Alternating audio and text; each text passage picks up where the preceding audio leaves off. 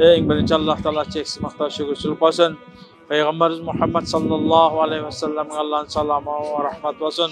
Bugungi shunday ulug' Qurbon aytingizlar, elimizga, yerimizga, Qirg'izistonimizga muborak qilgan bo'lsin.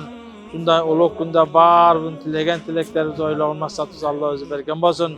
Alloh taolo shunday ulug' kunda qilgan barimizning qilgan yaxshiliklarimizda, amaldarimizda, o'qigan namozlarimizda, tutgan ro'zalarimizda, Cenab-ı bugungi kundan boshlab qilatan qurbonliklarimizni Alloh taolo barimizdan qabul qilsin.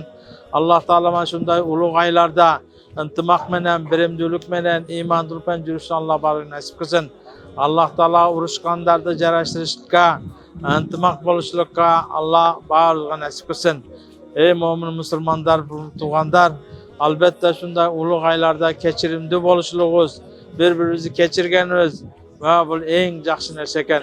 Albatta bu urush talash bo'layotgan, o'shunday urush talashdan kechirim so'rab, bir-birimizdan uzr so'rab yurishni Alloh barik nasib qilsin.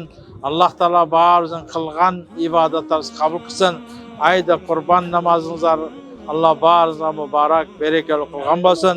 Alloh taolo barizini o'tgan bilib turib, o'g'ib uqmay ko'rib qilgan kunlarimizda shunday ulug' Qurbon oyining hurmatini Alloh taolo o'zi kechirgan bo'lsin. Xudoy taolo elimizga, yerimizga, Qirg'izistonimizga baraka bersin, yaxshilik bersin. Alloh taolo har xil ofatdan, baladan Alloh o'zi saqlasin. Allohim barizdan rozi bo'lsin, Allohim barimizni rozi qilsin. Qilgan yaxshilikni Alloh qabul qilsin. Valhamdulillahi robbil alamin. Assalomu alaykum va rahmatullohi va barakatuh.